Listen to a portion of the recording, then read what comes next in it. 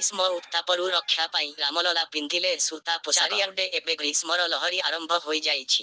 ପ୍ରଚଣ୍ଡ ଖରାକୁ ଅସହ୍ୟ ତାତିରେ ଜନଜୀବନ ଅସ୍ତବ୍ୟସ୍ତ ହୋଇ ପଡ଼ିଲାଣି। ଏହାରି ଭିତରେ ଅଯୋଧ୍ୟା ରାମ ମନ୍ଦିରରେ ରାମଲଲାଙ୍କୁ ମଧ୍ୟ ଗ୍ରୀଷ୍ମର ତାତିରୁ ଆରାମ ଦେବାକୁ ଗତକାଲି ପ୍ରଥମ ଥର ପାଇଁ ରାମଲଲା ସୂତା ପୋଷାକ ପିନ୍ଧିଥିଲେ।